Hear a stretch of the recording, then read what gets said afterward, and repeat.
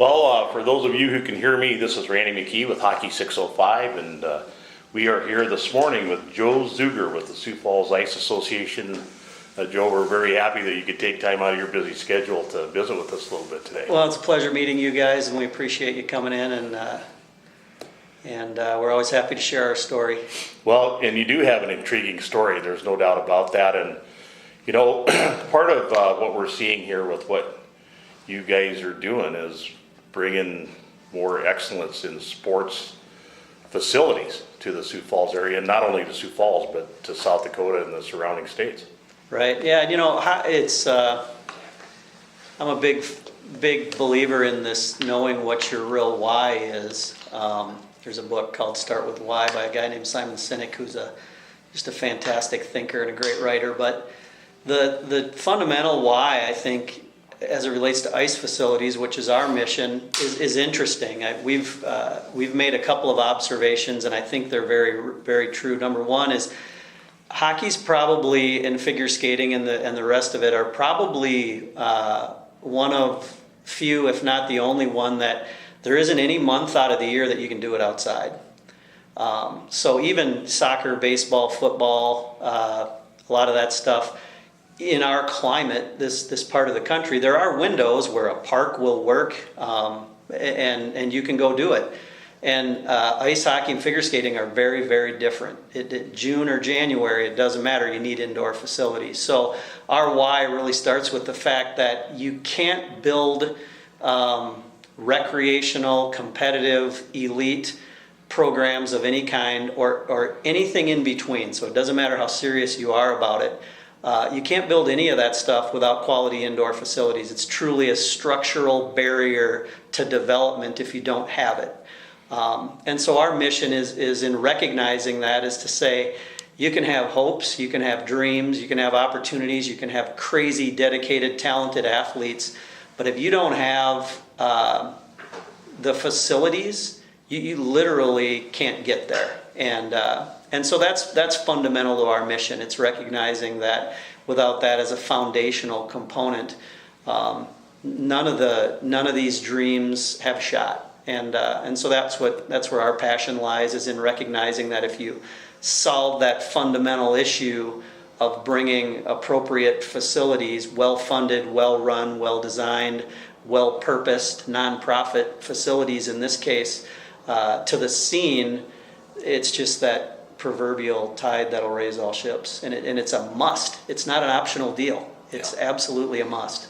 How long ago did you recognize the why, and how long have you been working on this project? Well, this is going to sound really crazy, but when I was 14 years old, my true connection to this project goes back to when I was a Bantam.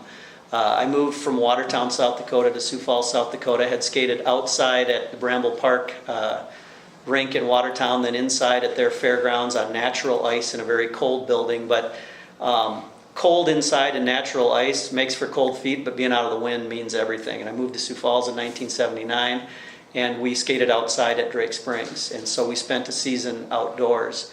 And there were some gentlemen that many of them have passed away, but I call them the founding fathers of youth hockey in Sioux Falls. There's a guy named John Gross, there's a guy named Jim Becker, there's a guy named Ed Pennock, Al English, trying to think of who I might be missing. But the long and the short of it is, about 5 or 6 of these local men, you know, none of whom were millionaires or billionaires, put the Minnehaha Ice and Rec Center project on their own backs. 2 of them mortgaged their own homes at 22% interest in the late 70s and early 80s to build that facility.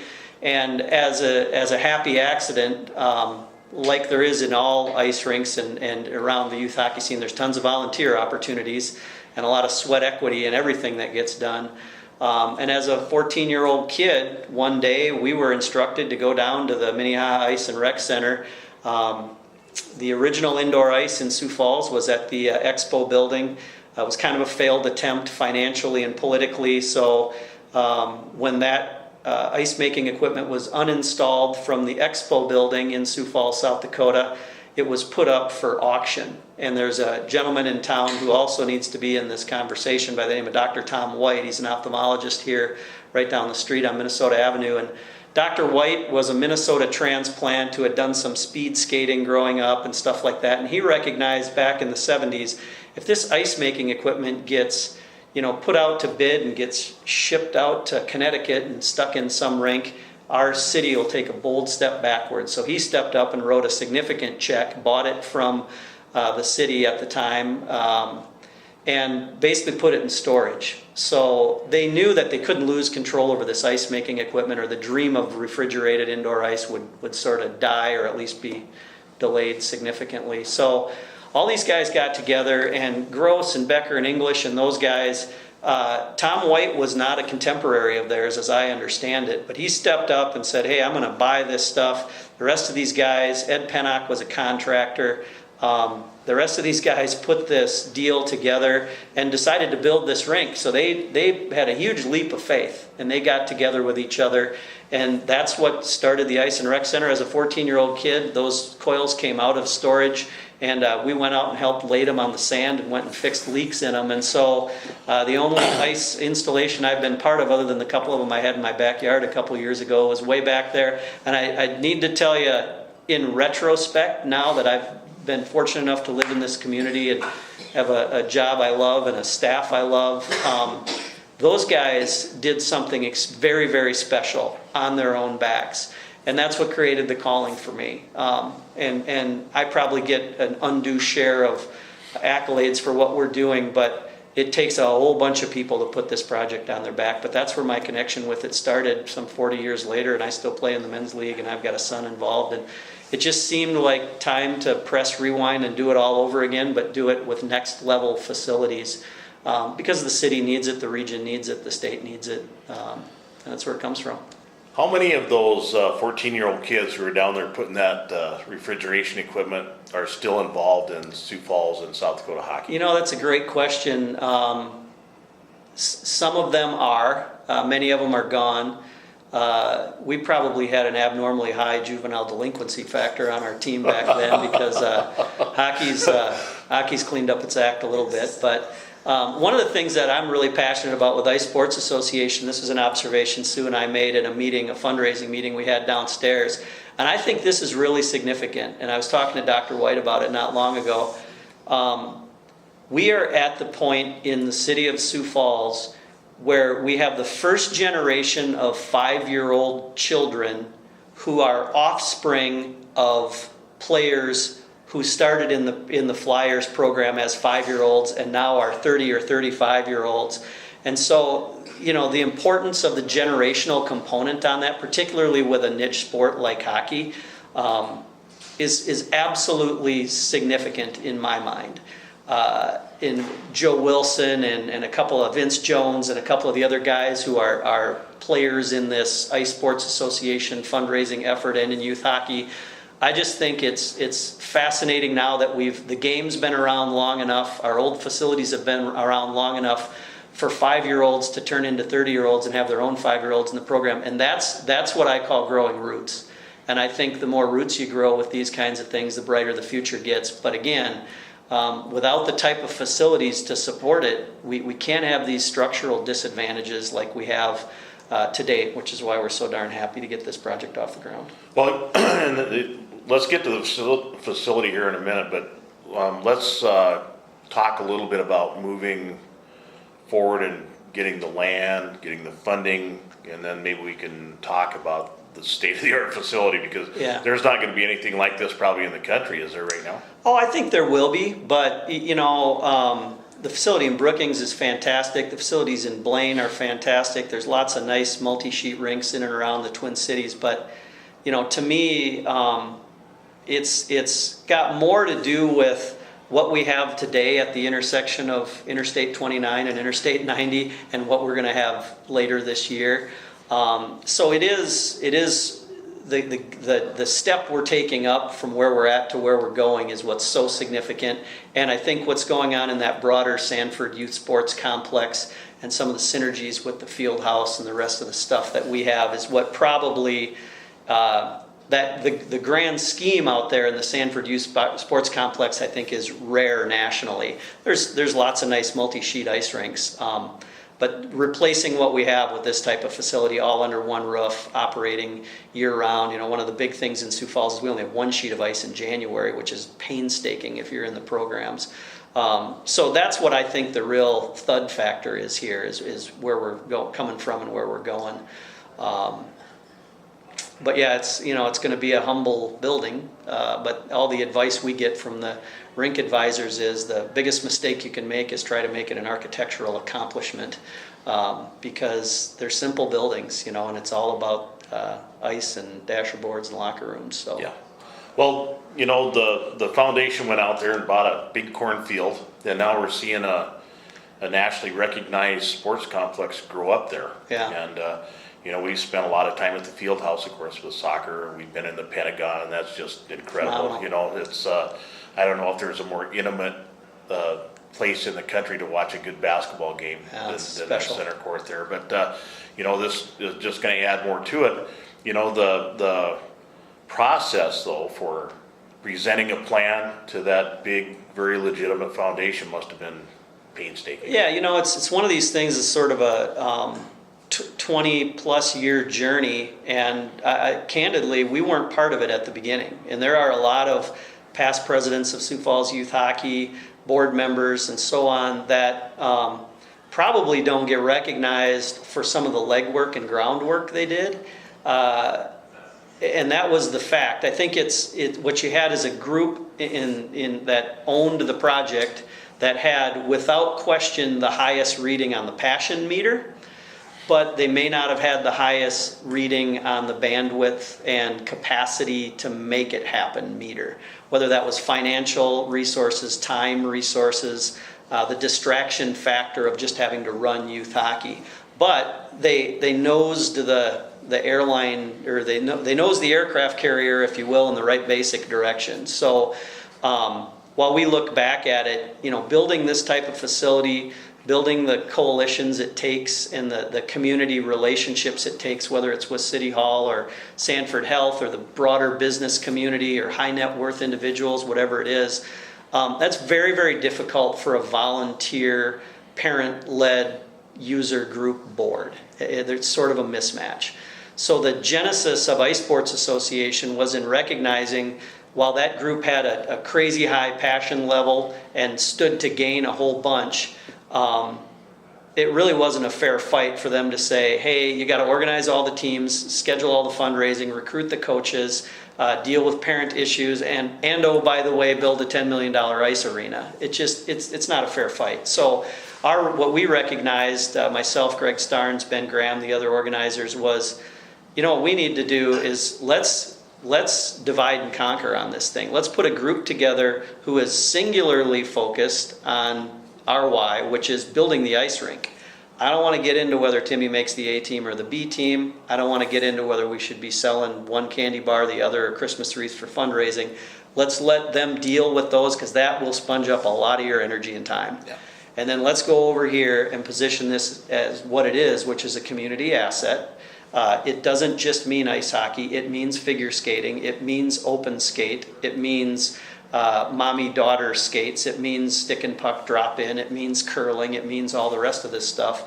So let us go send that message and use some of our relationships in the business community to try and make it a reality. And that was the leap of faith youth hockey did in really passing the baton to us, recognizing that, it's not going to get done if we try to go it alone just because we want, our logo on the building. So that's how the whole thing started.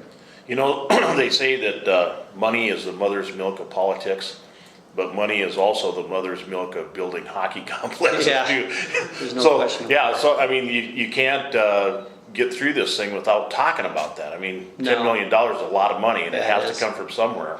Well, and I'll tell you what, as much as we appreciate the political component in what we've done, they played a very small role in our effort, and I am crazy proud of that. And Sue, I think, would share that sentiment. While it was necessary to have a public component of this, to your point about, and I told the mayor this years ago,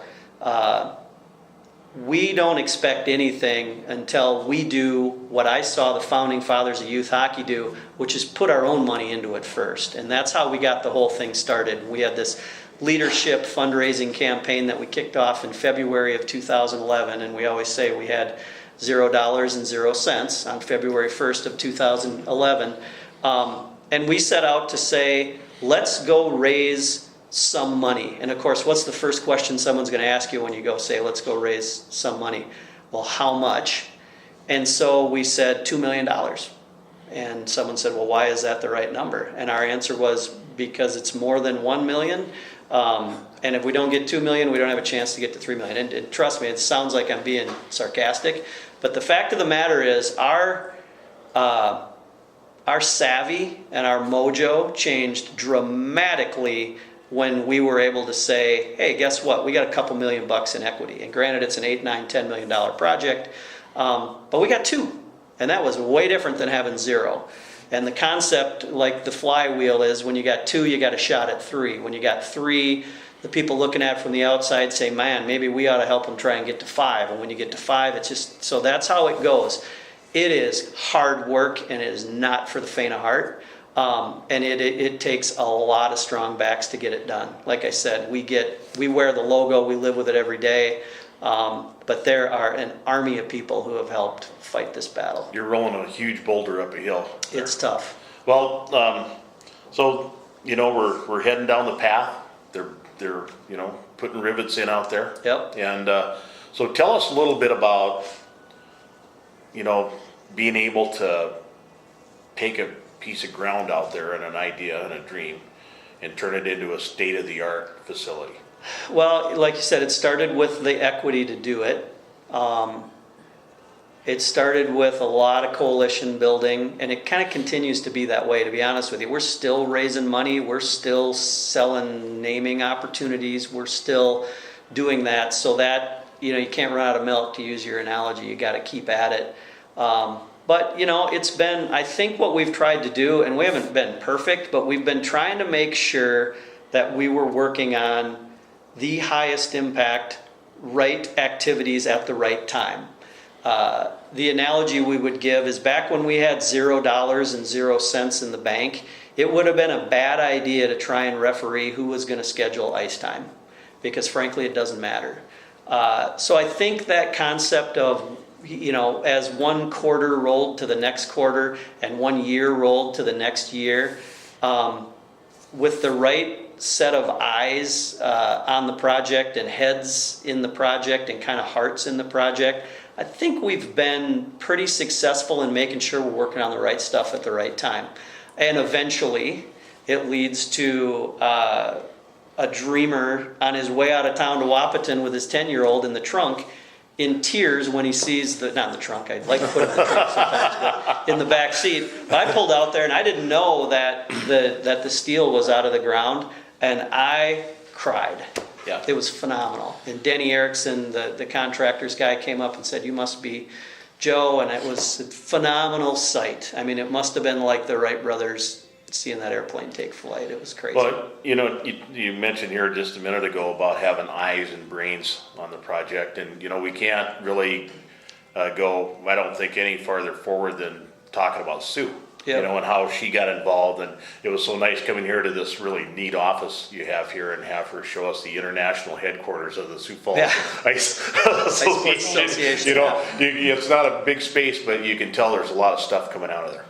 Well, we'd like to think we're at the crossroads and we're the nerve center, and she's the cerebral cortex of that, if I've got my anatomy right. But yeah, no, it's been phenomenal. I think I don't know where we'd be.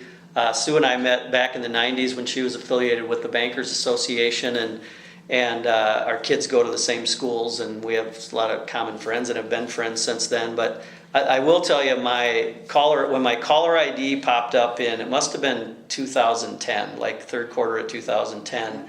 The caller ID popped up. It said Salter, Mark. I think she was calling me from home, and I thought, oh yeah, because we were at the point when we were looking for an executive director. Candidly, I wasn't thinking about Sue. I didn't know what availability she had, but the moment that, and this is no lie, the moment that popped up on my caller ID, I think it was a pretty special moment. One of the 2 or 3 most important one in this whole project, that's for sure. So. Well, we've been happy to be able to interact with her, and like I told you, we tried catching you there a week or so ago, but you got out of the building on us before we could get the crew over there. But it's really been wonderful, working so far with what you have going here, because you can tell there's not only a lot of passion, but there's a lot of people who know what they're doing, and that's a huge factor. We've surrounded ourselves with a lot of people who really know what they're doing as it relates to ice rinks, that's for sure, whether it's the refrigeration consultants or the rink managers we dialogue with. Because the fact of the matter is, Sue's got, with her experience out at the expo, she's got some experience with being in the ice business, but short of laying coils, 40 years, 30 years ago, I don't. But we've done a good job. We have this logo, that's the Ice Sports Association logo. If you look at it, you'll see a snowflake. But if you really look closely, what it is it's a bunch of stick people putting their heads together and getting arm in arm in a circle. And that is a phenomenal metaphor, we think, for what we're doing. It's not any one man or woman's responsibility or accomplishment, but it's really been a lot of people deciding that we're not going to divide, here. We're going to unify, we're going to put our heads together, we're going to get elbow to elbow, and we're going to make this thing happen. So, and it continues to happen today. I mean, we got a contractor out there with 5 feet of frost in the ground who just knows that we have a September 1st, and a slew of subcontractors that know we have a September 1st deadline, and they're moving heaven and earth to get it done. And it's just part of the deal. Well, you have, I'm sure, ice has been made the same way for a long, long time. But obviously there have been technological advances, efficiencies that are gained through some of the new technology, and we were very happy to be there at the last game played at the expo to help them, like they said, burn down the barn. Yeah. But what are going to be some of the differences at the Iceplex and how they make ice and how they manage the ice? Yeah, that's a great question. The heart and soul of any rink is the refrigeration system and the rink floors. Pretty unsung deal. Mom or dad don't interface with the refrigeration system. They might interface with the coffee maker or the hot chocolate or the warm water in the restroom or whatever. But you can't lose sight of the fact that that's really what determines the quality of the ice. The quality of the air in the facility is another component to it. So we've had as a guiding principle from the beginning that while there are, we would have loved to build a 100% precast building, but we didn't want to bury ourselves in debt. So we're building a metal building. Now we're doing our best to dress it up. But that is a function of the fact that there was areas where we knew we simply couldn't cut corners. Number one, because they do affect the quality of the end product, which at the end of the day, if you run a 3-sheet ice rink, you're in the business. You want to sell some Skittles, you want to sell some soda, but at the end of the day, you sell ice. And so if your product isn't any good, then your business is kind of doomed.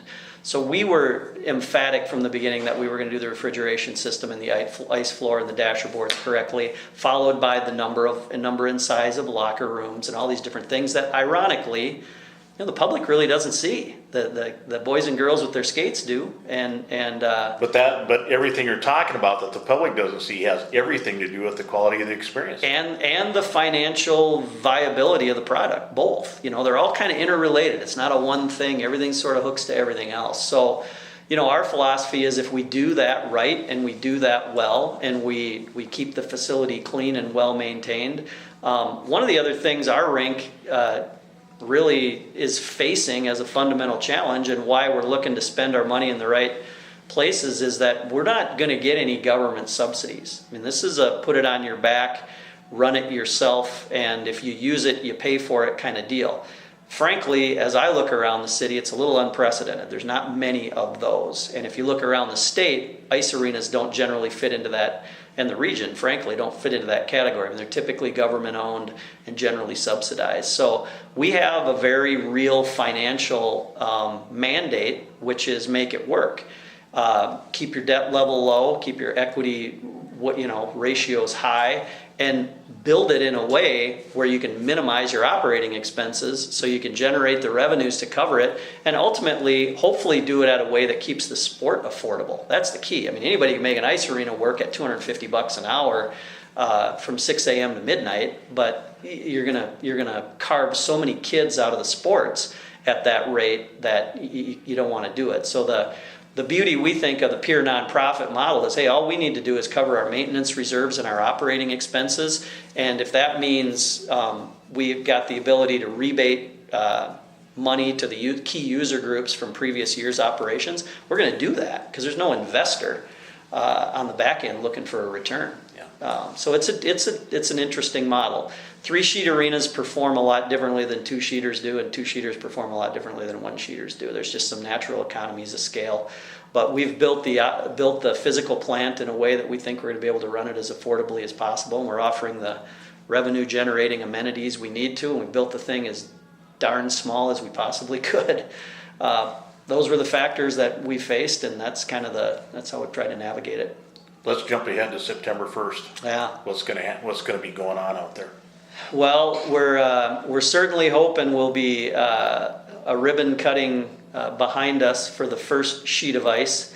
And that's kind of the key. You know, our goal right now is to have 1 sheet up and running in September. We are partnered with the Sioux Falls Stampede, the USHL franchise here, and designed a pretty modest but functional clubhouse in it for them. Will be the practice home for their crew. And, we're hoping the Stampede crop for 2014, 2015, that team's showing up to help us christen the new building, and all the knock the rust off stuff that happens with the end of summer and beginning of fall back to school stuff will all be going on, and we'll be doing punch list items and trying to get that second sheet of ice in sometime by the 1st of October and the third one in October, the 1st of November, so we can hit the ground running with 3 sheets of ice. But it's going to be, there is a lot of electricity. I think you probably detected that at the expo.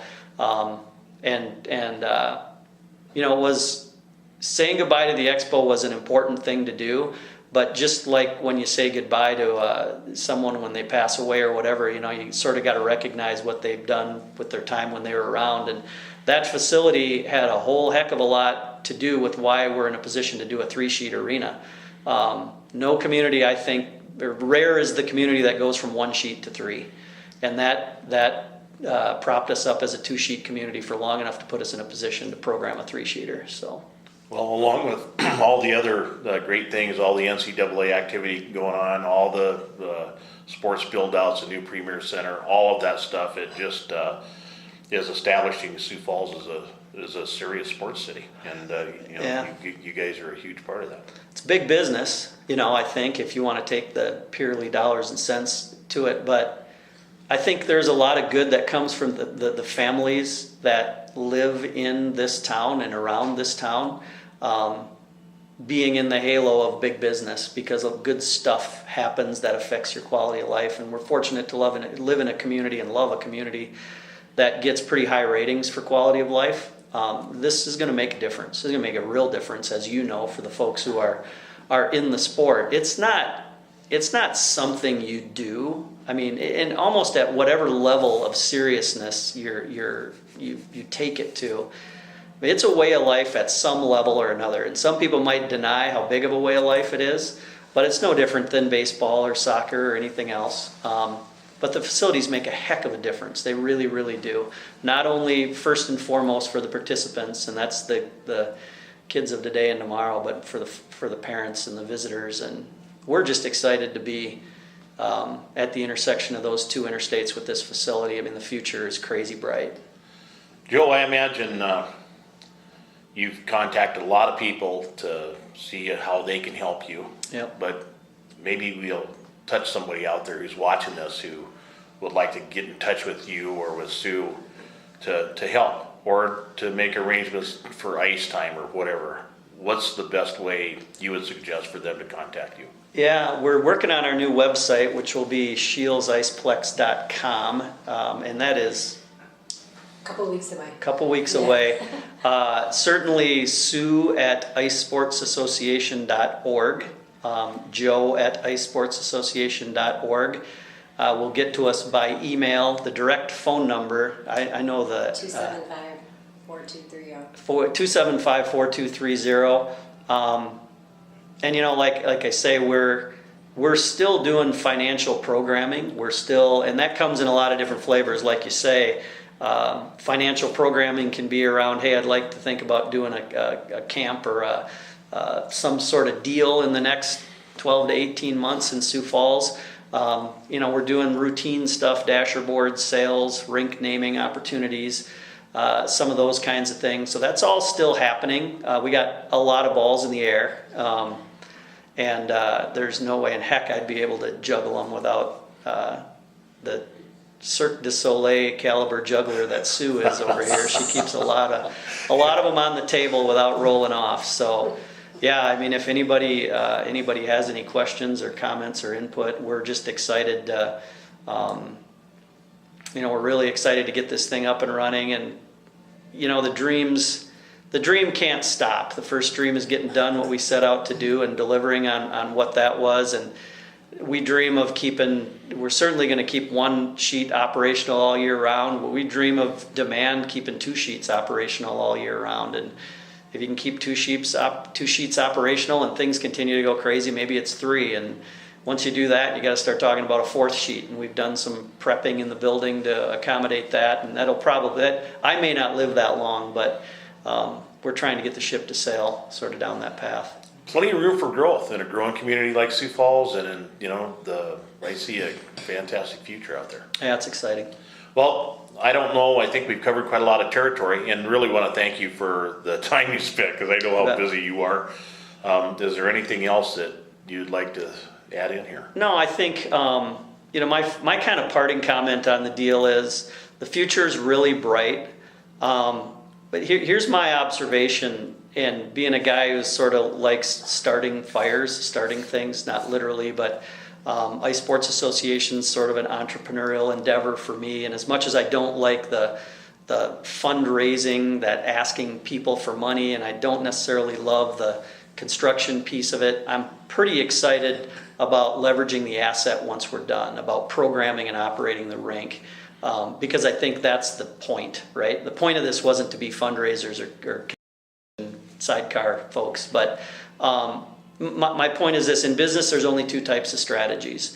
There are strategies around growth and there are strategies around stability, and the rule that my teachers have taught me is it's always stability before growth, and I think that's sound advice.